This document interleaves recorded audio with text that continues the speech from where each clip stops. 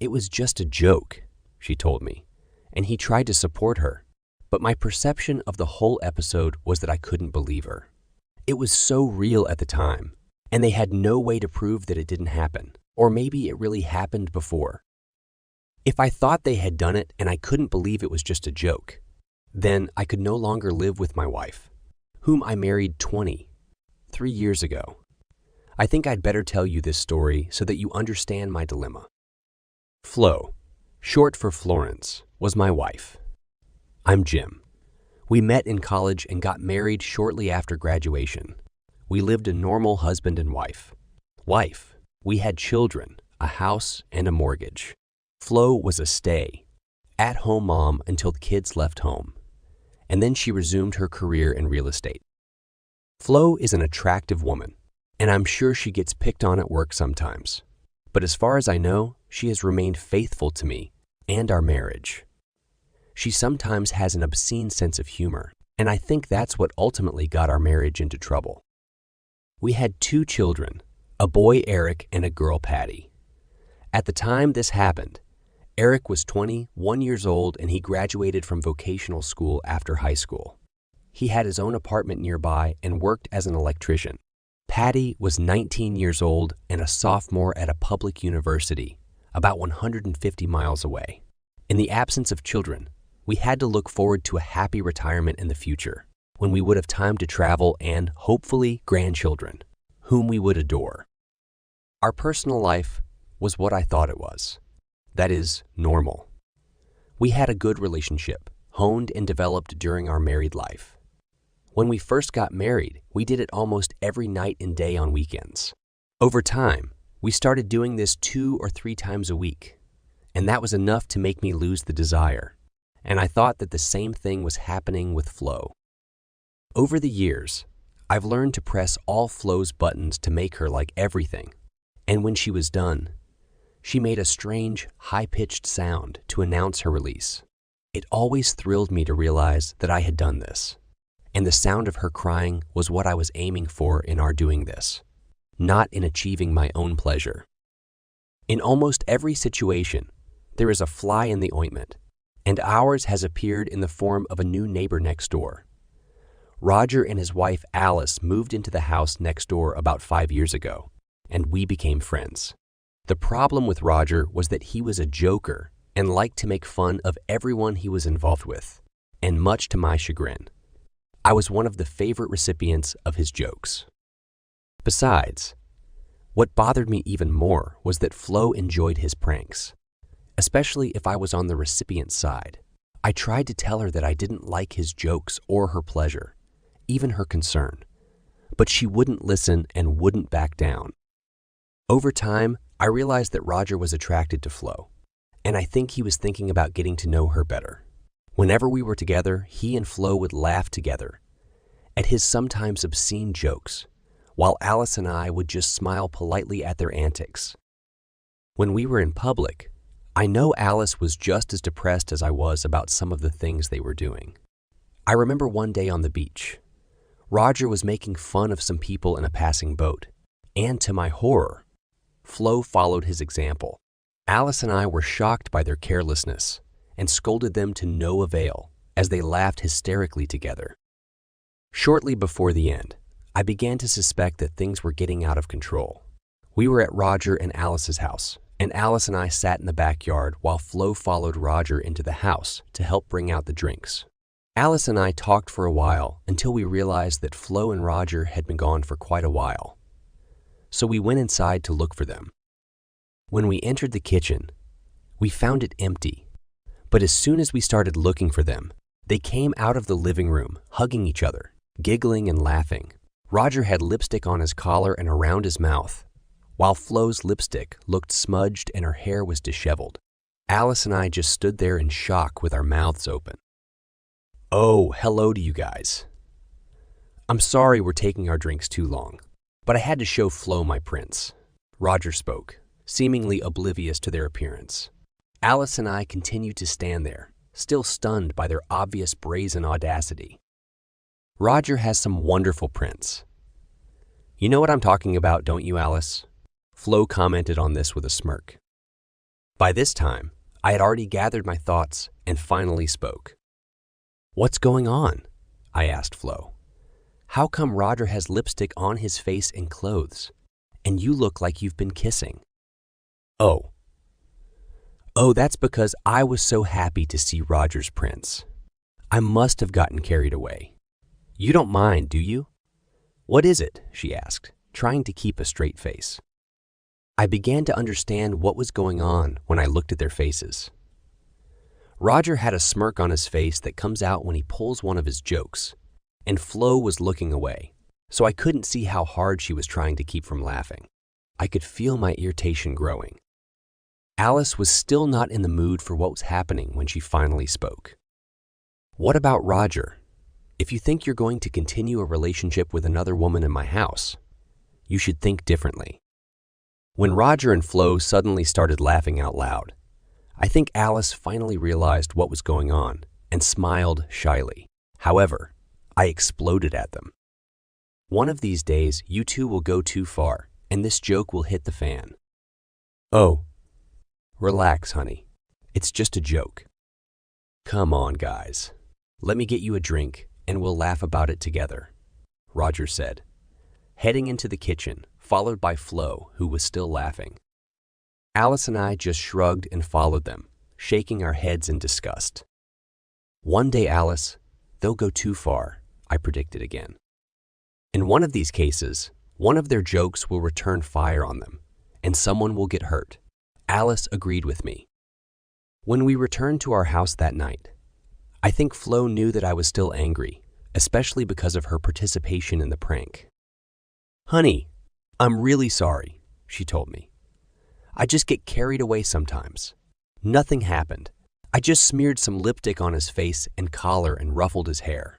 We never thought you guys would get mad. We were almost going to miss it all when you and Alice finally showed up. Are you still mad at me? It was just a joke."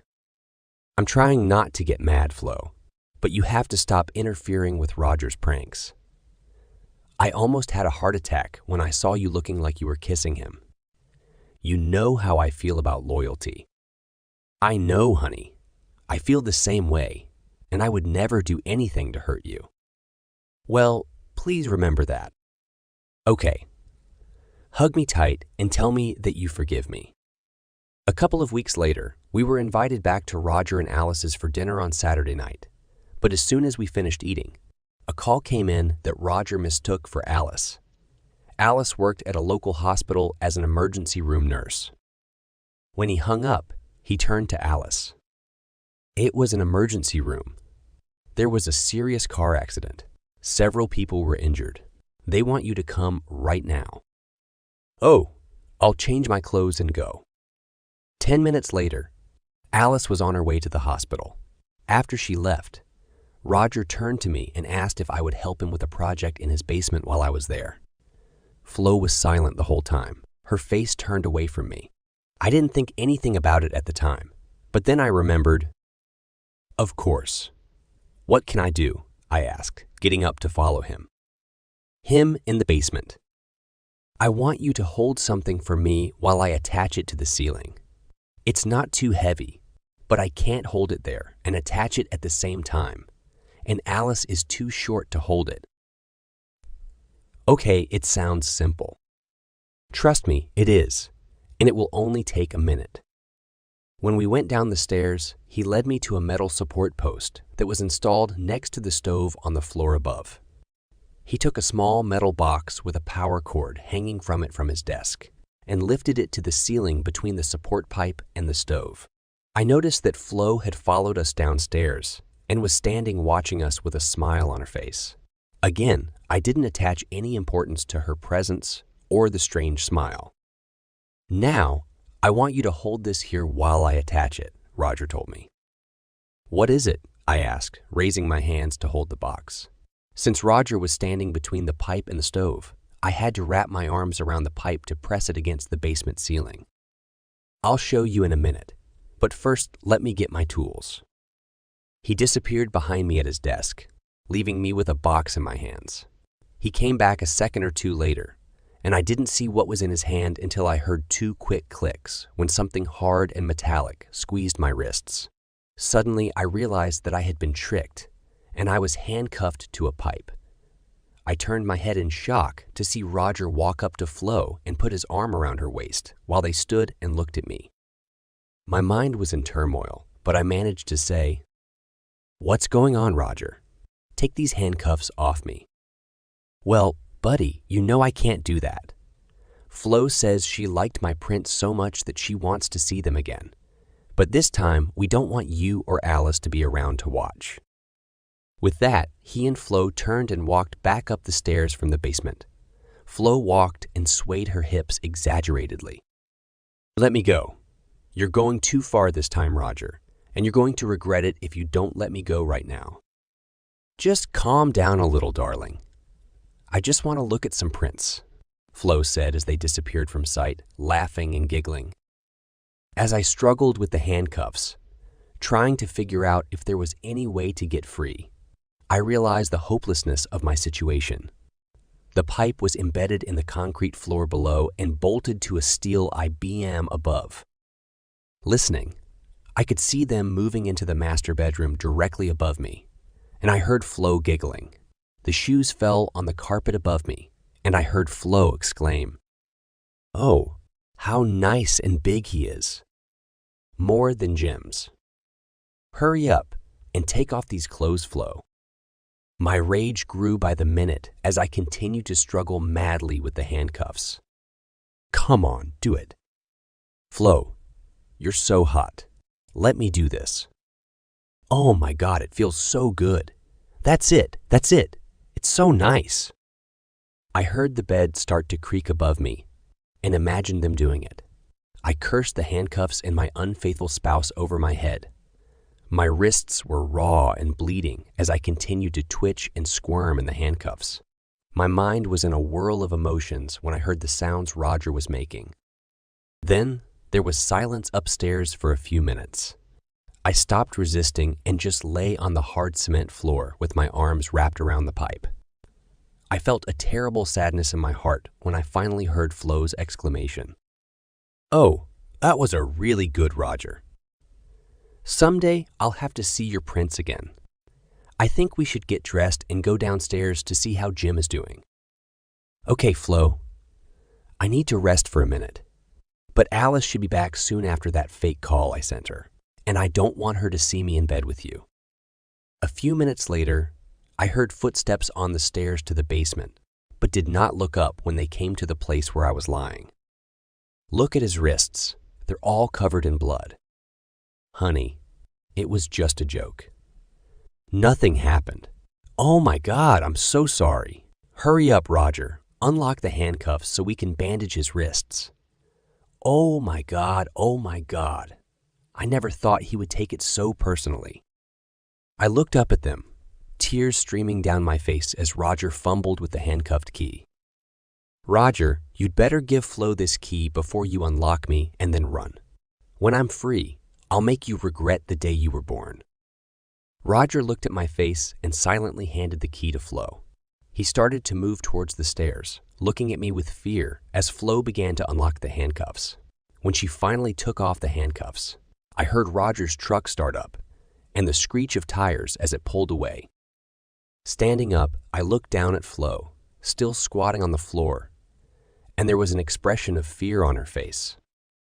"You better find another place to stay tonight, or I could cause you serious physical harm, and you'd better call before you try to come home."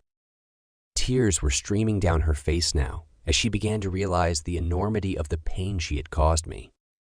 "Oh, darling, I'm so sorry. It was just a joke. We haven't done anything."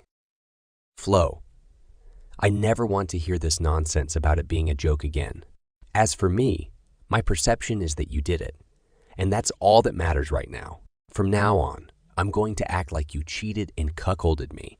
You can expect a call from my lawyer in a few days. We're done," I exclaimed, turning and heading up the stairs.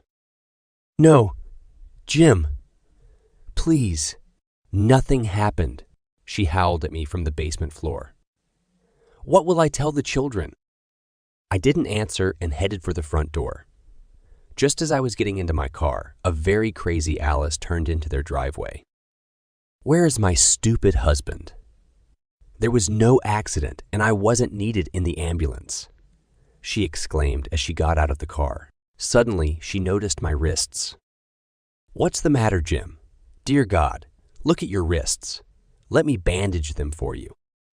"Roger and Flo have come up with another joke, Alice. This time they've gone too far, and I'm divorcing Flo." "Good God, what have they done?" "You can hear it from Flo and Roger. I'm heading home and I'll do the dressing myself when I get there. You can tell my ex-wife that she will find her clothes and things on the porch. If she wants to come back to our house, she'd better get a court order." "Oh my God, what have they done? What did they do?" Alice screamed frantically, hurrying into the house. I got in the car and drove home, still fuming inside. When I got home, I thoroughly washed my wrists with antibacterial soap, applied antibiotic ointment, and bandaged them as best I could. Then I methodically began packing Flo's rags, cosmetics, and other personal items into plastic trash bags and putting them on the porch. The phone rang while I was working, but I refused to answer it or even check the caller ID. When I was done, I locked the door, undressed, and lay down on the bed. Despite the fact that I was emotionally and physically destroyed, I couldn't sleep for a long time. When I woke up in the morning, the phone rang again, but I refused to take the call. I got up, took a shower, and had breakfast. Then he replaced the bandages on his wrists. Around 10 o'clock, the doorbell rang, and I looked out to see Alice standing in the doorway. Opening it, I motioned her inside. "Well, they really did it this time, didn't they?" she said, coming in. I'm afraid so." "What are you going to do?" As I told her, I'm divorcing her. "But they say that nothing happened. It was just one of their jokes." "My perception is that they did it. And as far as I understand, this is reality. I'll make an appointment with a divorce lawyer first thing Monday morning," I told her calmly. "You're really angry, aren't you? Can't you wait until you cool down before you decide to do something so drastic? You've been investing in each other for almost 24 years. Do you want to give it up without trying to make an attempt to save at least something?" "I'm not going to be cuckolded. I've said this to Flo many times, and as far as I understand, she cuckolded me, and now it's over. But they claim that nothing happened. They just made noises as if it really happened." "I do not know if this has happened. It's just their words. It was as if it could have happened, and they have no way to prove that it didn't happen. So I have to agree with my perception that this really happened. She didn't respect me at all. Can't you leave everything as it is and go to a consultation? Flo is just terribly upset about it." I warned her about this kind of thing last time, but she didn't listen. "I'm done talking. We'll just let the lawyers handle it. If you're happy with Roger's role in this, then you can continue to live with him, but don't count on me. Just tell Roger that he'd better stay away from me in the future. I haven't decided what to do with Roger yet, but I really hate to see you guys break up over this. Roger is very remorseful about all this and wants me to convey his sincere apologies to you. Make sure he understands that our friendship is over. As much as I'd like to stay friends with you, Alice, I think it would be better if we didn't see each other anymore while you're staying with him. Is there anything I can say to Flo that might give her some hope that you'll forgive her? If she can prove to me that she didn't have it with Roger, I'll think about it. And I don't take Roger or her word for it that nothing happened, and it was just a joke. I feel like it happened, and that's why it happened." "All right, Jim, I'll tell her. I'm going to miss you." "I'm going to miss you too, Alice. Now, let me load her things into your car, and you can take them to her. I assume you still have it. She's moving in with her sister this afternoon." Her sister lived on the other side of town. She was a widow and lived alone, so there would be a place for Flo, perhaps indefinitely. After loading Flo's bags into Alice's car, I waved to her as she drove away and then returned to the house. The first thing I did was look for a locksmith's number to change the locks in the house. I suddenly realized that if I left for work on Monday and Flo returned to the house and changed the locks, I would end up on the street. I arranged to change the locks on the same day, and then pulled the plug on my phone and left my cell phone off. I spent the whole day doing housework until the locksmith came. After he left, I got in my car and headed to the local supermarket, where I bought some frozen dinners to eat for a week or so, and then returned to my lonely house.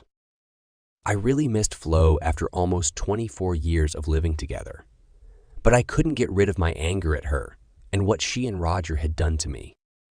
That evening, around 7:30 a.m., I was watching TV when the doorbell rang. Looking out the window, I saw Flo's sister, Mary, standing at the front door. "Hi, Mary," was my greeting. I opened the door to let her in. "Hi, Jim. Can I take a few minutes from you?" "Of course, Mary. Come in." We went into the living room. She sat down, and I sat in an armchair and asked if she wanted something to drink. A Coke would be quite enough." I got her 1 and 1 for myself and went back to the living room. "I suppose you know what's going on," she said, taking a sip of her drink. "Yes. Are you going to ask me to take her back? If that's the case, then you shouldn't have come." "No. She told me all about it. How are your wrists?" "They're scabbing now, and everything should be fine. I don't see any signs of infection." Flo will be glad to hear that. You know she's almost ready for a nervous breakdown, especially since you don't want to talk to her. And that's why I'm here. To send a message. Rather, more than one message. I will listen to your messages, but I promise nothing in return. First of all, she loves you very much and is very sorry for what she did. Okay, is there anything else? She wants you to know that she's willing to take a lie detector test to prove that she's not lying when she says nothing happened to Roger or anyone else. That's the only proof she can offer you. It was a new opportunity that I hadn't thought of, and I thought about it for a few minutes while Mary stared at me intently, continuing to sip her Coke. It sounds normal to me, but I want to set some conditions. First of all, the results proving that she didn't have it with Roger doesn't mean that I'll take her back. Secondly, Roger would have to take the same test, and his test results would have to match hers. Thirdly, I need the approval of the person who conducts the tests and questions. And fourthly, I will not pay for the tests. That sounds reasonable to me, Jim. But can't you be more confident that you'll take her back if the made her feel any worse? She knows that she did a very stupid thing and also caused you terrible pain. I'm going to have to give her some pills to get her to sleep tonight. I also want to tell you that she called your children and told them what she had done. I think they were a little offended with her, as she hadn't stopped crying since. She talked to them. Well, I better go back and deliver your message. Thanks for the Coke." "All right, Mary. Thanks for coming all the way here. I appreciate your concern." After she left, I sat down to think about the situation. Some of my initial anger had cooled down a bit, and now I could think more clearly about what I wanted. I decided to have a drink first and went to the office where my drinks cabinet was, poured a glass half filled with scotch, and then went to the kitchen to add an ice cube. Without returning to my seat, I wandered around the house, looking at all the things that were memories of our married life together. It was just a joke. What was so bad about it? I continued to talk about what had happened. I started by telling her about the smudged lipstick joke they had earlier and about our subsequent discussions. Then I told her about the fucking joke, rolled up my sleeves, and showed her the scars on my wrists. "Oh, Daddy, this is terrible. Was that when you kicked her out?" "Yes, they may have had it." It really sounded like they were talking because I know the sounds your mom makes when she does it. Either that or they're very good actors. I understand that they did it, and this is my reality until she can prove otherwise. I asked your mother to take a lie detector test and ask Roger to take it. If the test results are confirmed, I'll have to believe her. But she hurt me so much, and the fact that she thought I'd put up with being a wimp and a cuckold and laugh out loud at their so-called joke. Maybe I still won't be able to live with her again. I'm really sorry about all this, Dad. I hope that you and Mom can handle this, because I love you both, despite what she did. I'm trying to achieve this, baby, because I really miss your mom, but I still can't accept her disrespect for me. Okay, Daddy, I guess I can't ask for more. Now that I know what happened, I'm going to visit my mom and see if I can calm her down. I'll probably spend the night at Aunt Mary's, and I have to go back to school tomorrow. Please turn on your phone so I can get in touch with you. And I know Eric wants to talk to you too. I'll call him and let him know what's going on. He's at that job upstate and tried to call you after Mom called him. Okay, baby. I'll turn the phones back on as soon as you leave. Give me a hug. I hugged her and hugged her to me. She looked so much like her mother that it was scary sometimes, and I loved her very much. She has always been my child. Bye, Daddy, she said to me, opening her car door. I waved at her as she turned off the driveway and headed up the street. Then I went back to my lonely drink, turning on my phones again. A couple of days after Flo's sister, Mary, visited me. She called me and told me that Flo had agreed to my conditions for a lie detector test, and she persuaded Roger to agree to it too. Roger agreed to pay for his own test to show his remorse for participating in the prank. Mary also gave me the name and phone number of the test administrator. My anger at Flo for participating in the joke had cooled somewhat, but I felt so depressed that if she loved me and didn't do it with Roger, how could she participate in such a humiliating joke on me? I was slowly coming to the conclusion that maybe her love for me had passed, despite her protests about wanting to get back together with me. It can come down to a simple decision, whether I want a loveless marriage if the tests prove that it did not happen. Flo tried to call me several times, but I just hung up when I heard her voice.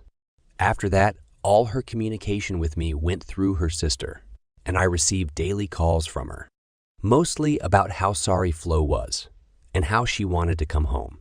But I kept telling them that I wouldn't make a decision until the lie detector tests were passed.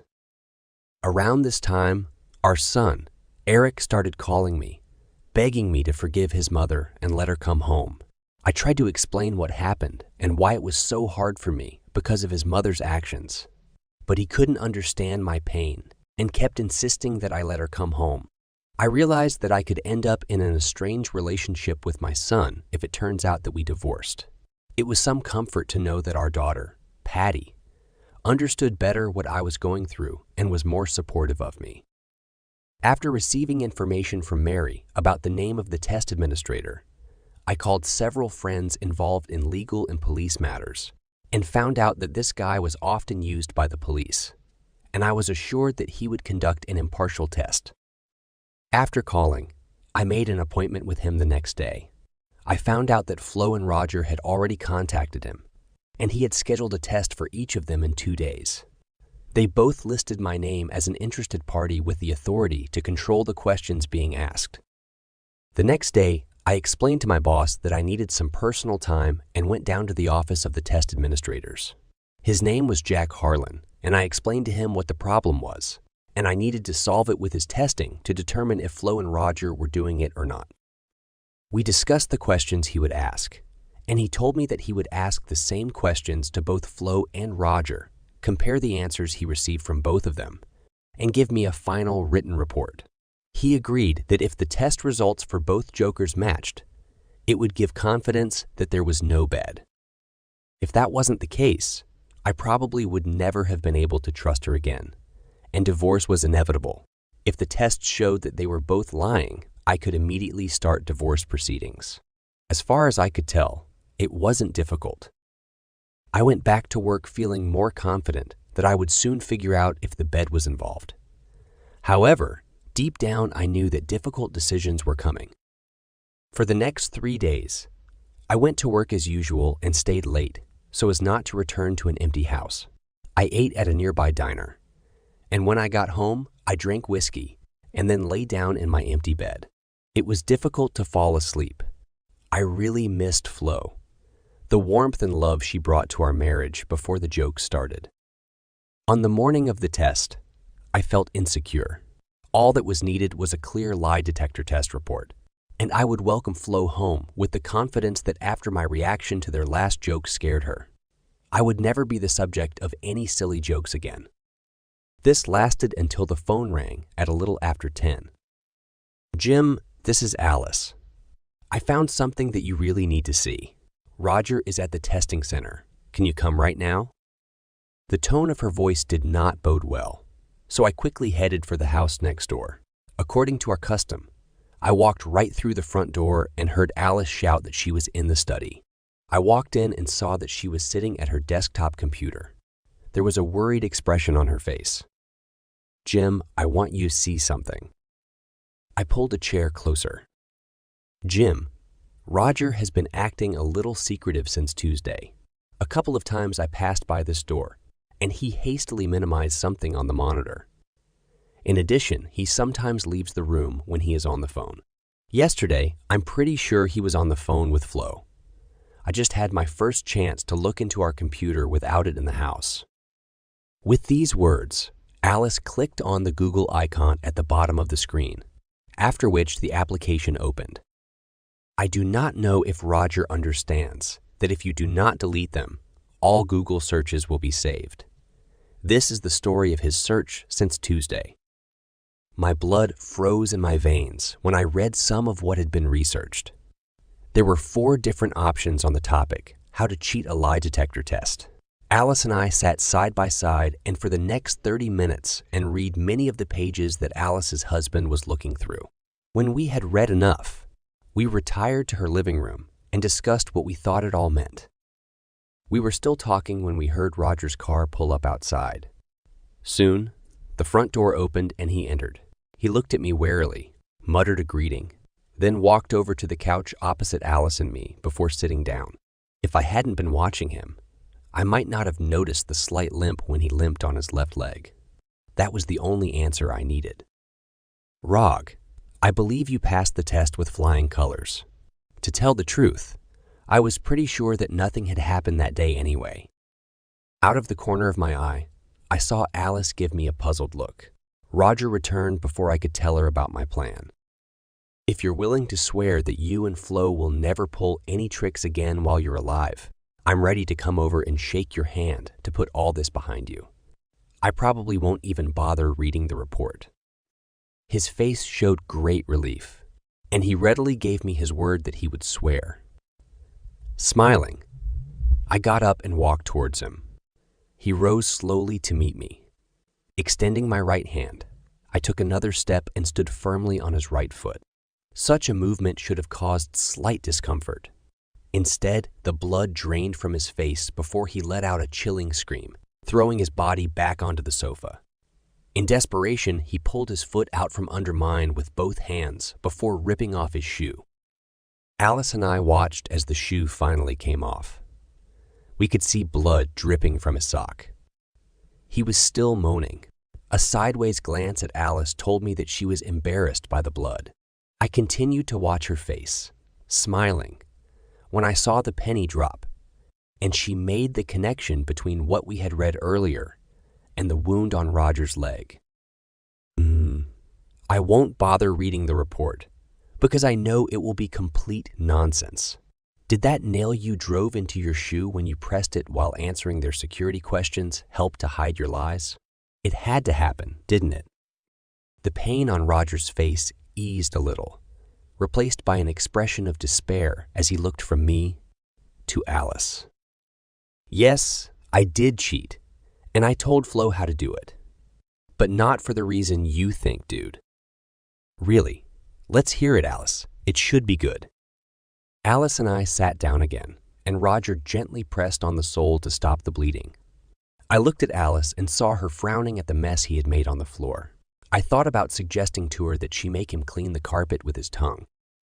To give him his due, Roger didn't seem to think what to say to spin this new development.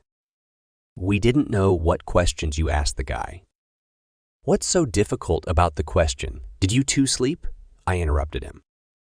Yes, I know that we both would have passed it with honor, but we were afraid that you would slip into something more subtle. For example? For example, well, has our behavior always been such that it passes the matrimony test? At that moment, Alice angrily intervened in the conversation. And the answer to that question was obviously a big fat no. Otherwise, why would you bother sticking a damn nail in your shoe before the test? I'm guessing that the fact that you came with the nail still inside means that you forgot to bring your spare shoes or a set of pliers. You've never been good at thinking ahead, have you? Please, honey. I didn't want to lose you, and Flo certainly didn't want to lose Jim. So, my dear husband, when and what did you do that would not pass the marriage test?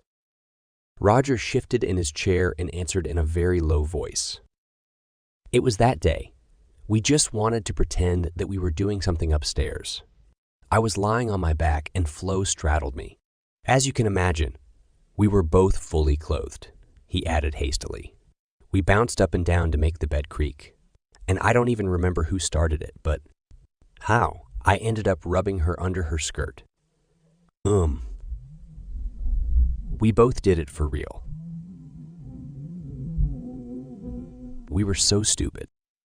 I was a little confused. I'm a good judge of character, and it smacked of truthfulness.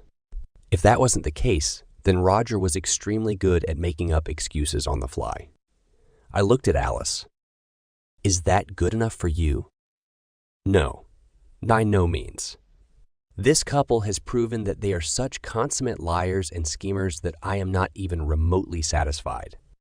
Roger, put some antiseptic on your leg, tie it up, and then I think you'd better leave.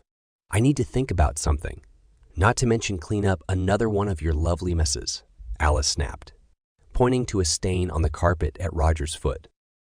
If Roger wasn't a fantastic actor, the look of horror on his face indicated that he was incredibly worried about the future of his marriage. He blurted out, I have a video.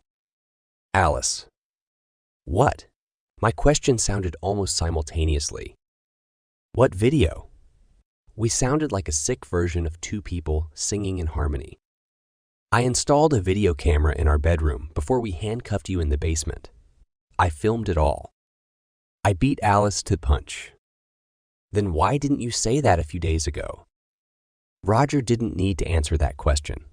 If the video showed them touching each other, even fully clothed, it would not be something that two spouses desperately trying to reconcile with their partners would want to make public.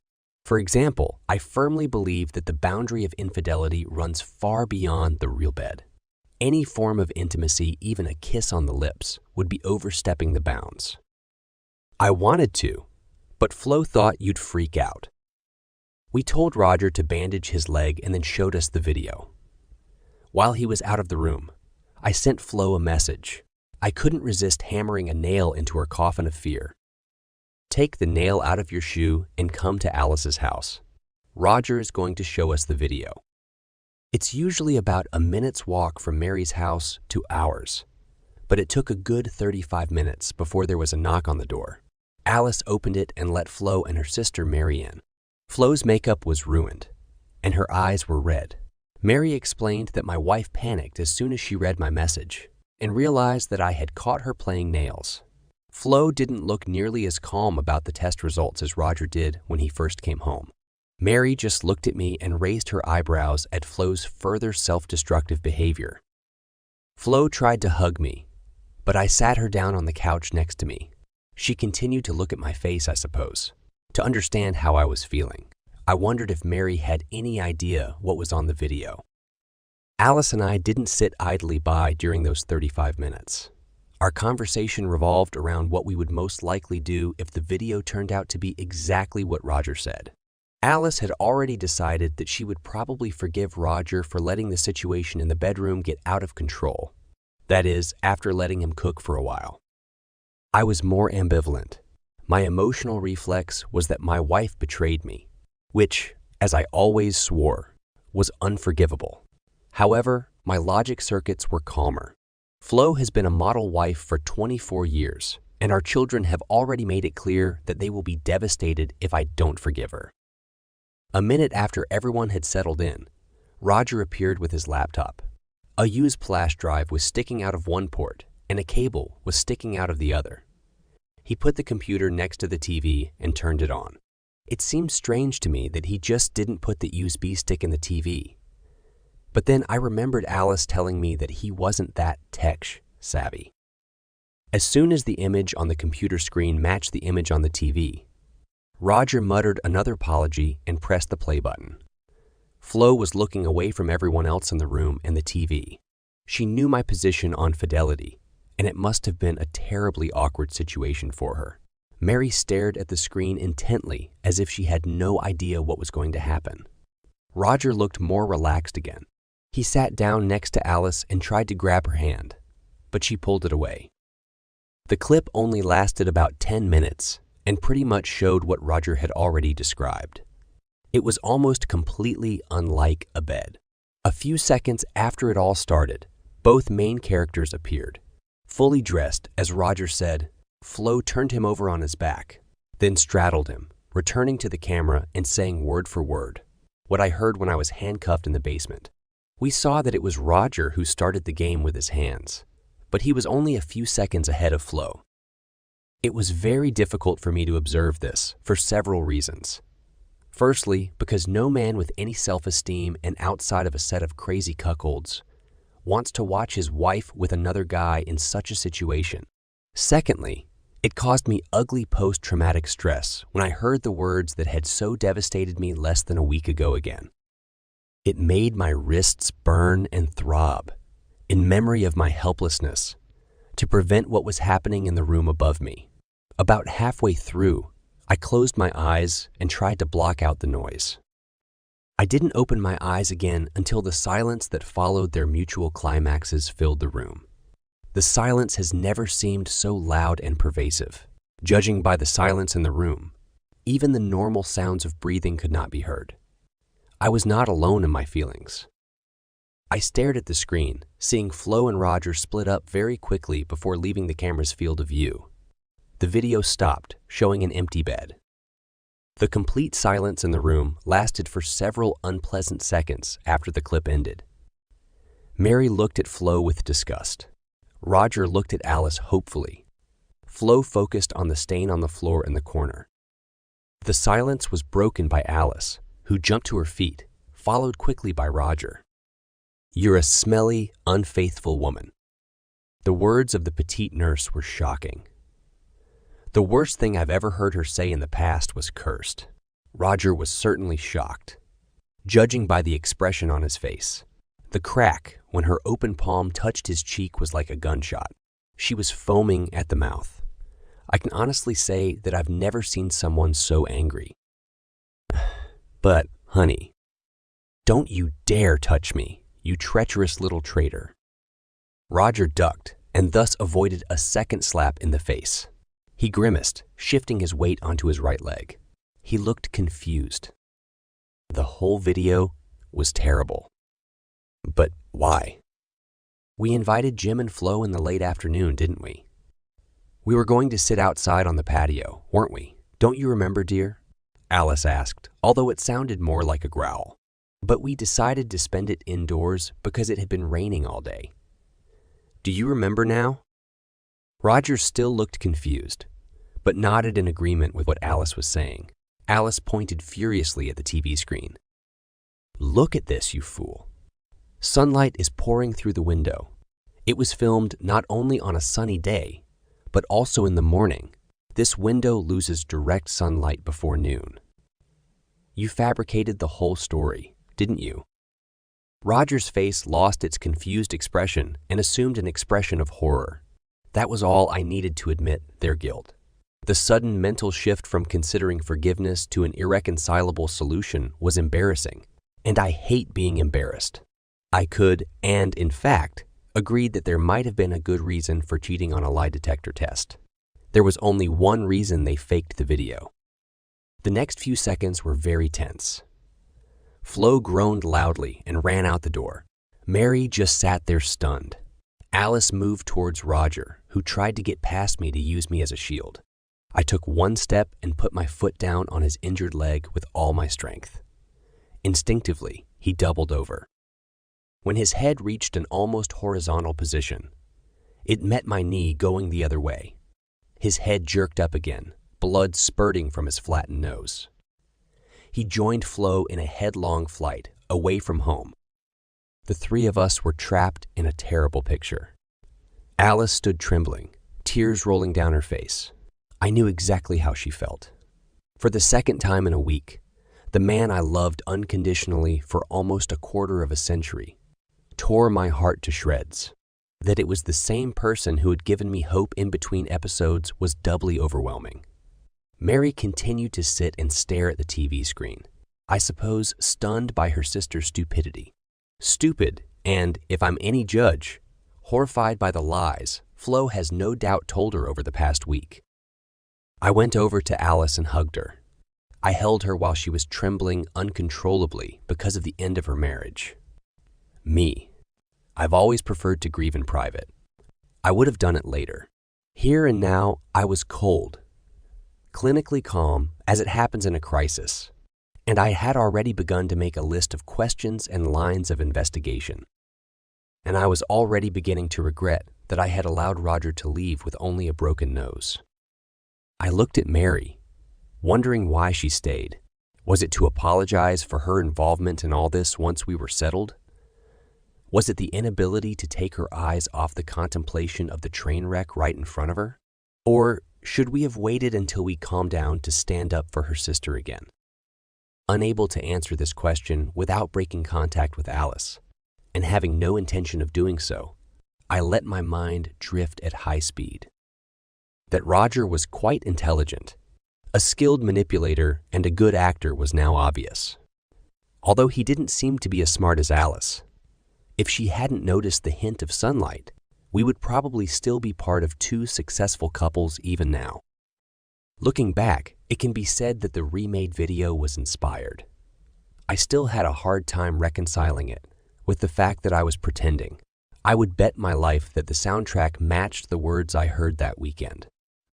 The inevitable logical conclusion that confidence led to fit exactly into the same slot in my mind, like the penultimate piece of a puzzle. Either they duplicated the old soundtrack with new visual frames, or they copied the words and sounds in real time. Both scripts were based on the fact that they recorded their actions during the original episode. Suddenly, Roger's actions, playing the file through his laptop, made sense. After hugging Alice one last time, I put her down on the couch and went over to the laptop. Thank God he hasn't gone into sleep mode yet, which would require a password to restore access to. Stupid, I thought to myself. If that were the case, I could just look at the flash drive on another device. Obviously, my brain was also clouded by everything that happened. With my fingers dancing over the keys and the mouse, I closed the video playback software to be presented on the Explorer screen, which informed us that we had just watched me and Flo shooting 8. There were also files marked from 2 to 7. Against the background of the others, 2 more files stood out like flags. One was called Me and Flo, the original. The other was called The Basement. I double-clicked on the last one, then slid along the progress bar about 3/4 of the way. There I was again, suspended from that bar in the damn basement, filmed by an obviously hidden camera. I closed the clip. There are too many bad memories. The file marked original was much larger than the subsequent ones. After glancing at Alice and receiving her nod of approval, I pressed this button. It overlooked Roger in Alice's bedroom. The view was different than in the 8 videos, and it made me run down the hall to that room to compare the 2 views. Half a minute of detective work led me to the conclusion that the original camera was probably hidden on a bookshelf, while subsequent versions were most likely shot from a camera mounted on a tripod at the foot of the bed. When I returned to the living room, the small counter at the bottom of the screen showed 1:05, with more than an hour to go. Roger obviously didn't know how to edit either. I jumped 20 minutes to the end, then advanced at 30-second intervals until the action began. After going back half a minute, I sat down on the couch next to Alice and grabbed her hand for support, both for myself and for her. Let's just say that the original version was very different from the subsequent ones. The only thing they had in common was that it all started with Flo pushing Roger on his back. About 25 seconds later, I heard Alice and Mary gasp in unison. Because of the angle at which the video was shot, Flo's face was visible on it as she turned her head to the side and looked down and to the left of the camera. In other words, to a grate at floor level, which opened into a channel through which the sounds on which their joke was based were transmitted to the basement below, the basement where I was held captive. Flo's expression, the one that made the two ladies gasp, was disgusting. My wife knew perfectly well what was going on in my head in the basement that night, and she loved it. My own ever-loving wife took pleasure in mentally tormenting me. I was fighting a strong urge to vomit. When Roger saw on the screen where Flo's gaze was focused, he grinned maliciously. Too shocked to check the time, but it must have been a few seconds later. We all watched as Roger turned Flo onto her back. As he knelt next to her, fumbling with his belt and trousers, Flo lifted her skirt on the screen and tore off her clothes, throwing them towards an invisible fireplace. The rest of the video reproduced pretty much what I imagined while in the basement. Looking back wisely, I think it was Flo's brutal enjoyment of the situation that emboldened Roger and spurred on the subsequent sequence of events. Having said that, if I were a gambler, I'd bet money that this was the first time for Roger and Flo, and the video certainly showed that what started as a relatively innocent situation quickly spiraled out of control. I was pretty sure Roger knew that he enjoyed watching the other person humiliate, but it was likely that Flo had stumbled upon her kink that day. After the show ended, Mary asked me if Flo and I had a future. I could tell from her behavior that she wasn't optimistic. I stopped for at least a minute to sort out my feelings. No, not in this life, Mary. Ironically, if Flo had come to me afterwards and said that it all started as a joke, but got out of control, as it looked in the original video, then maybe I would have thought about forgiving her. But no. She and this guy conspired to falsify the story and cheat on the lie detector test. This is a level of deception that I didn't even think she was capable of. Makes me wonder how well I know her. What else did she deceive me about? Besides, we haven't seen all the workout videos yet. After her initial gaffe, she returned and at least made contact with Roger once more. I'm sorry, Mary, but it's over between us. Mary nodded grimly. Please don't destroy her publicly, Jim. It would only humiliate your children. If you give me a copy of the video, I'll calmly explain it to Mom and Dad, Flo, and even your children if necessary. I nodded and thanked her. She left sadly, but with a determined expression on her face. Alice has already opened the phone book in the legal section. Alice and I have been comforting each other for weeks. However, it was clear that any relationship is doomed to bad memories, and we parted as friends. I was leaving her house late one night, after comforting her once again when I ran into an angry Roger in her front yard. How could he ever hope to reconcile with Alice when I was seeing her 5 times a week? What nonsense! After looking around for potential witnesses, I took great pleasure in breaking his nose again. I was very proud of myself for not doing worse to anyone.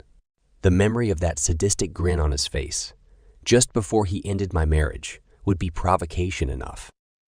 Alice ended up practically crucifying him in the divorce.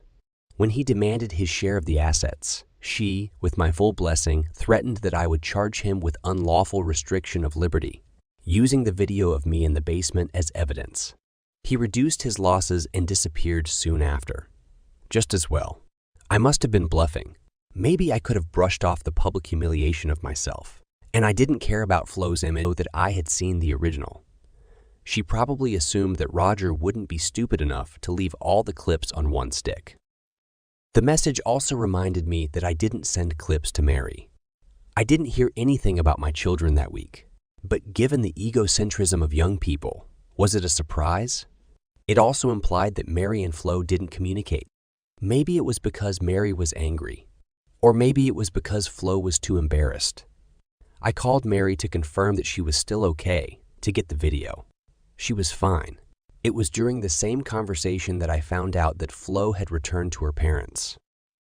When I copied Take 8, as well as the original on DVD, I remembered that I hadn't actually watched Take 2-7. Then I did so. In between, they turned all the remaining soft or forgiving parts of my heart into unyielding concrete. Take 2 was much closer to the original than to their sanitized ideal. They started reading the script and doing the cleans up. They won't have time to get the video right before Alice has to come home. And judging by what Roger told her about Alice's to-do list, they only had the next morning to fix everything. They were betrayed by the morning sun on their next attempt. All this from a woman who behaved distraught towards her husband, children, and sister.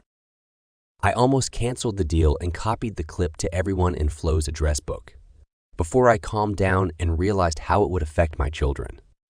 I went in search of Roger, but by that time he had already left town.